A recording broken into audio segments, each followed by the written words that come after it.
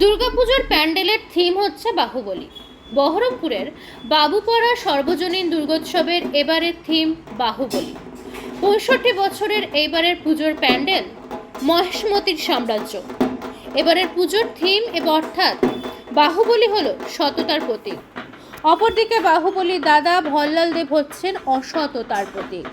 এখানে ভল্লাভ দেবকে অসুর করা হয়েছে, অর্থাৎ মহিষাসুর বা ভল্লাভ দেব হচ্ছেন অশুভের প্রতীক। এই অশুভ শক্তি মা দুর্গার হাতে বিনাশ হচ্ছে, সেইটাই তুলে ধরা হয়েছে। এই পুজো কমিটির সদস্যরা জানান, আরজিকর কাণ্ডের দুঃখ মানুষের মনে রয়েছে, তাই সেইভাবে বাঙালির মনে উন্মাদনা নেই। তবুও মায়ের পুজো তো করতে হবে এবং মহিষাসুর বা ভাল্লাল দেবের মতো অশুভ শক্তির দমন করতে হবে। দুই কিশোরী সদস্যা পায়েল দে ও অরুণিভা দলুই জানান, সব মহিলাই সুরক্ষিত থাক। আরজিকর কাণ্ডের দুঃখ নিয়েই আমাদের দুর্গাপুজোর আনন্দ করতে হবে, এই বলেই মণ্ডপে আসা সকলকে আহ্বান জানায় তারা। এবার আমাদের বাবুপাড়া থিম হয়েছে মহেশমতি সাম্রাজ্য। অ্যাকচুয়ালি আপনারা তো জানেনই, এটা নিয়ে একটা সিনেমাও হয়ে গিয়েছে, যেটার মেন ক্যারেক্টারে ছিল প্রভাস। আর আসলে মহেশমতি সাম্রাজ্যের যে মেন রাজা ছিলেন সে হচ্ছে বাহুবলী, আর তেনার যে বড় ভাই ছিল সেটা হচ্ছে ভল্লাল দেব।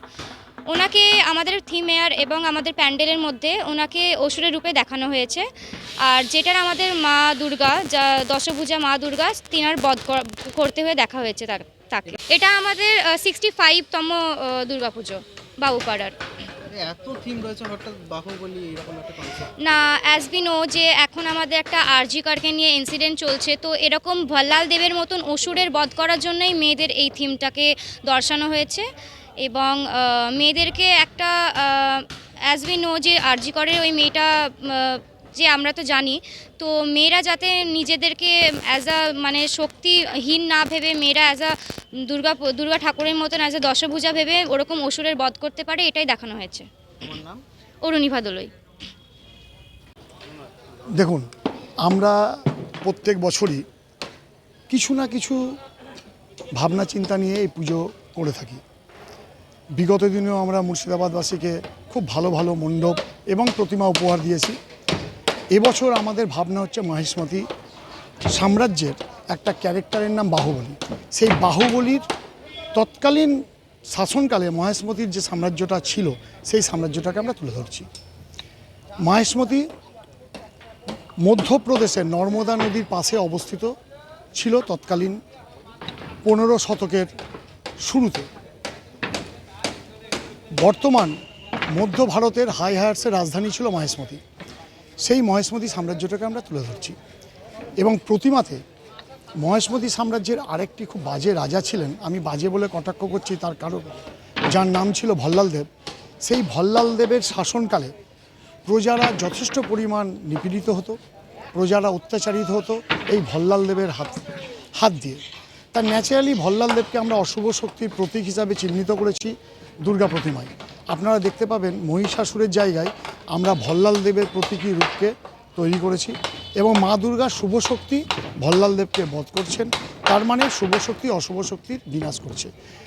তা এটাই প্রমাণিত হয় যে পুজো মানেই মায়ের আবির্ভাব হয় এবং মা আসছে মানেই অশুভ শক্তির বিনাশ হয়, শুভ শক্তির জয় হয়।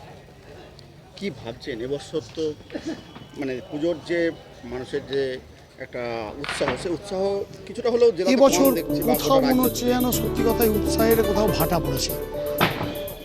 অ্যাকচুয়ালি এই তিলকতামার ব্যাপারটা মানুষের মধ্যে এত দাগ কেটেছে, এখনও পর্যন্ত সাধারণ মানুষ সেই জায়গা থেকে বেরিয়ে আসতে পারছে না।